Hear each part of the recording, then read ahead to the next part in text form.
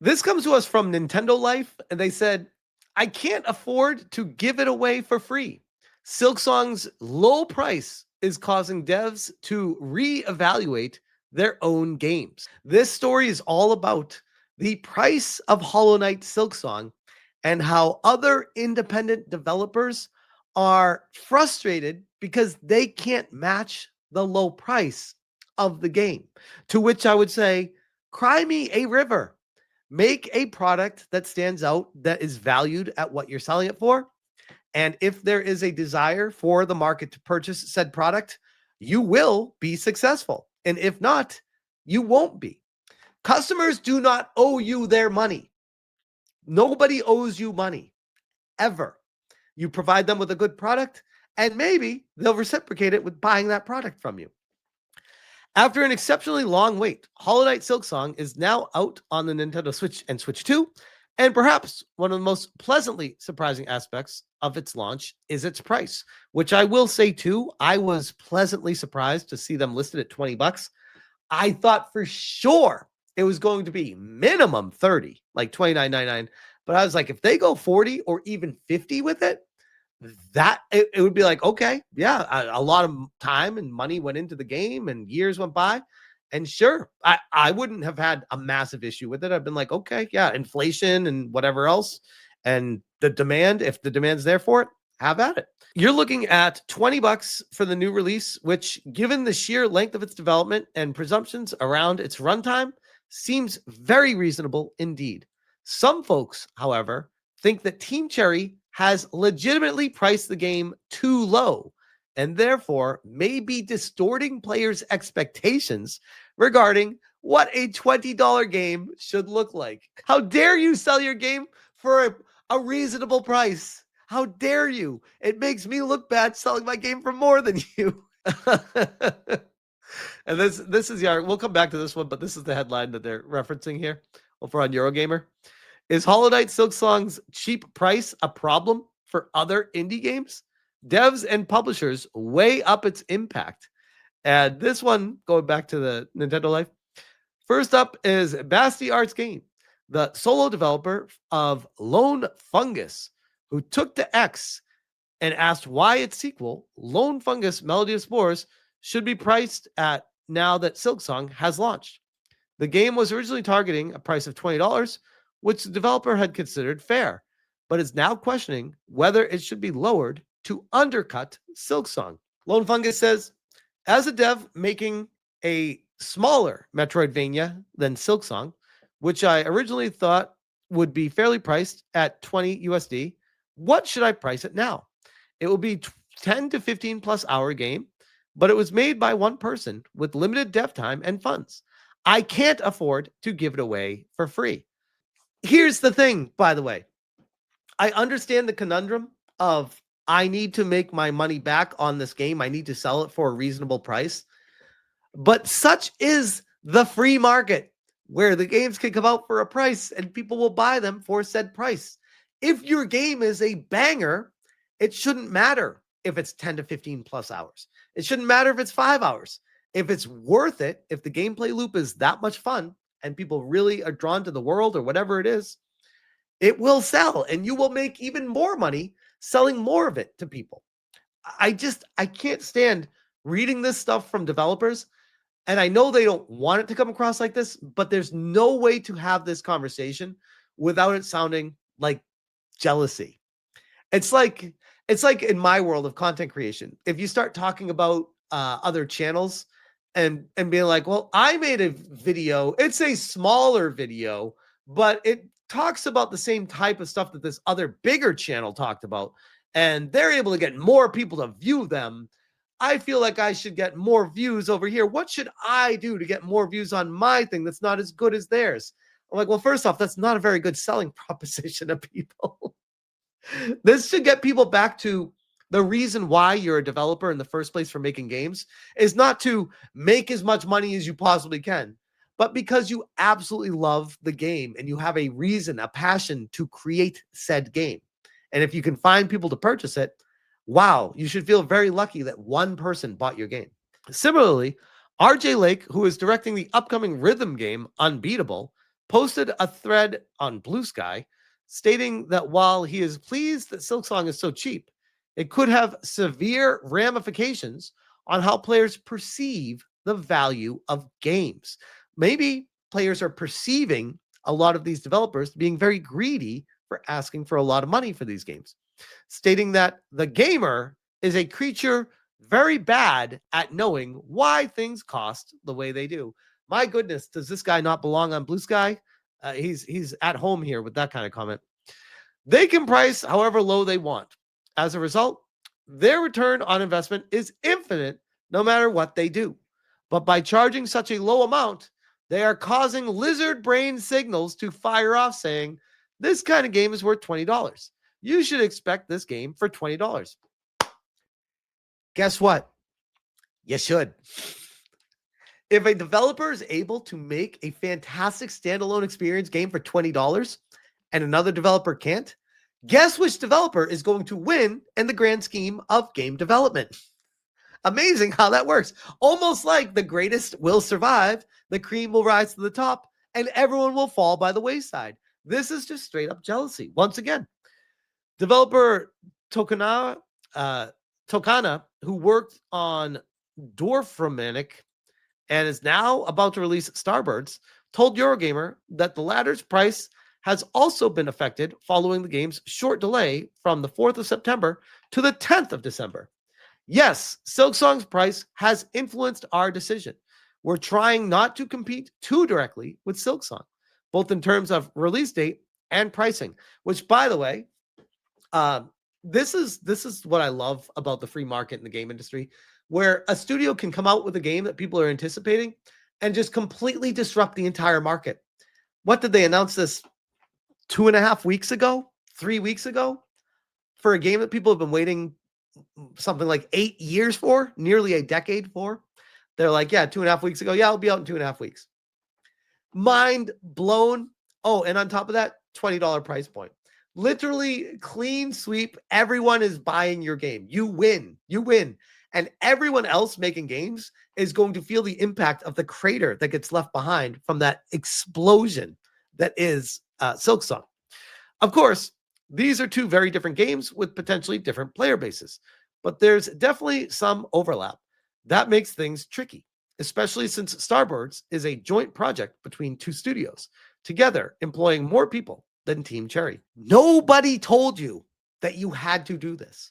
That was a risk, a calculated business risk that you guys took on yourself, saying, let's join our studios together. Let's work on this game together. This project's going to be amazing. We're going to have more people. We're going to make this great game. And then again, a better studio, better game, more popular title comes out. And now you're mad that everyone is talking about this other game. If your game is really that good, eventually it might pick up traction and grow a user base. The thing with SilkSong that a lot of these developers aren't noticing right now or recognizing, it's a sequel to a game that I still, to this day, my mind is blown how many people have not played Hollow Knight. One of the greatest, if not the greatest indie games I've ever played in my entire life. And there's so many people that have never played it. So now with all the hype with SilkSong, there is a massive amount of people going to look at playing the original Hollow Knight right now. It jumped 100-fold in top concurrent players on SteamDB just 4 days ago. It's at over 70,000 people playing the original Hollow Knight right now. That's insane. That's absolutely insane. But they built off this. The original Hollow Knight might have sold pretty well. I'm sure Team Cherry did okay with it. But now, because the game was so good and they're coming out with a sequel, they're actually reaping the rewards that they built into the project 8 years ago to right now, as opposed to the Johnny-come-latelys first-time studios joining together, making these games. Hey, maybe 8 years from now, if you guys make another banger game related to that other game you made now, maybe you'll have the same type of situation in the future. Everyone looks at Team Cherry like it's this overnight success without looking at the blood, sweat, and tears and work and hours and years of time that went into making these games. They just look at the game as great, and they're like, that's not fair. It's an interesting situation, to be sure. But we also think a significant jump in price from the original Hollow Knight to Hollow Knight SilkSong would have almost certainly ruffled a few feathers. I don't think so. I genuinely do not think so. I mean, sure, there would have been stories and articles probably mentioning it, but if you went from $20 to $40 with SilkSong, be like, yeah, if you like the first one, it was almost a decade ago. Prices have gone up. We have a lot of man hours put into this game. It costs us more to create this. It's a bigger game than the previous one. I have all the reasons in the world for people to be like, okay, yeah, I waited this long for it. $40, sure, I'll get that game. Given the anticipation around the game, along with how few people were involved in its development, we reckon Team Cherry probably made the correct decision regarding the price. I guess. I mean, honestly, I feel like they could have made even more money selling this at $30, but because everyone would have bought it. But now at $20, it's crazy. And like I said in the previous video talking about Hollow Knight itself, over the past 8 years, I've seen it go on sale for $7.50, too many times to count. And every time it went to $7 or $7.50, I'm like, how do people not buy this game at $7? It's like such a great game. That's like they're giving it away. They're giving it away. And this is from Walls Pyres.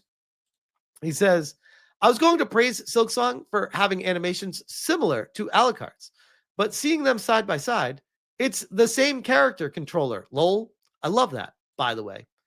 So this, again, made by Team Cherry, the control of the character, the familiarity with Symphony of the Night, some of the greatest side scrollers of all time, so similar to how they control, I think goes a very long way.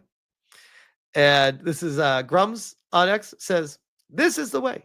I'm tired of AAA putting way too much work into the details that don't matter. Imagine if they spent that on gameplay. And he quote tweets Brutus. Sorry for the decades-long delay. That will be $20. And they got this one. Please buy our game for $199. We spent the last 7 years carving the pores into Lucia's left ass cheek. Our employees miss their own births of their own children, so the mud texture on cracked 31's shoe looks just right. Please give us $199. And currently, for the let me refresh this because this was right before I started recording it. It's gone up. Friday night, the week of launch, current player count 413,000 concurrent playing this. All-time peak 14 hours ago of 562,000. And again, I would not be surprised if by tomorrow this starts approaching 800,000 or more, potentially even 1 million. Like genuinely, I'm actually surprised it's not getting to 600, 700 right now, because everyone is talking about this game right now. And we also have stories on top of all this that people are Johnny come latelys to this game, and they're very frustrated that the game is too hard for them. Hollow Knight SilkSong has barely been out for a day, and players are already complaining about its difficulty level. I feel like they're really overusing double damage. Struggling with SilkSong? You're not alone. Now, I'm not going to go through this whole article. I just want to focus on when a game gets really popular and it comes out for a low price and everyone's talking about it, including like myself, where I'm just like, this is one of the greatest indie games I've ever played. Hollow Knight's amazing. It's more than just a great game. It's a very challenging game. It will test your gamer skills to the max. And I feel like there are people that look at this game and they're like, oh, it looks like a cozy game. Look at this. Oh, it's cute. They have no idea what they're getting themselves into. And they're in for a bad time. Like, this is a game that's very similar in difficulty to what my experience with Stellar Blade was. It'll kick your ass and not feel bad about it at all. And you have to be the type of person that's like, yep, that's what I'm signing up for. I know that that's what this game is. But the feeling you get when you overcome it is all worth it. That's part of the reason why the game is so great, because of the feeling you get after you're able to overcome the challenges. And typically, again, I can't speak to SilkSong because I've not started it yet. I do plan on starting it later. But with Hollow Knight, it felt like a very fair battle. It's just one of those, you need to just get good. And if you're not good enough, you need to get good. Sorry, like that's welcome to the game. This is a throwback to NES Hard. This is the challenge that people used to have back in the day. This is the way it used to be with games. If anything, I look at Hollow Knight as far more forgiving because of save points and everything like that. So yeah, the game's very hard. And I feel like that's something that maybe people might be misunderstanding. I was watching Hypnotic talk earlier tonight about this section, and it's like similar to Cuphead. And I was like, yep, this is just like Cuphead. It looks like a cutesy game that draws people in and will absolutely kick your ass to the point of you're crying to mommy about, oh, it's false advertising. It looks cute. It looks nice. It's not. It'll chew you up and spit you out. And you want to go back again and again and again. So, yeah, that is SilkSong and the current situation with it. But as far as the developers complaining about the game being too cheap, all I can say is make a better game or figure it out, because the game industry is not here to just be generous and just buy your game because your game exists. For a very long time, with the government grants and COVID helicopter money, I feel like a lot of developers just started expecting, like, no matter what they made, they deserve to sell their game. It's like, that's not how this works. That's not how it ever should have worked. And I almost feel like in a weird way, we're getting back to that. But anyways, I will leave that there.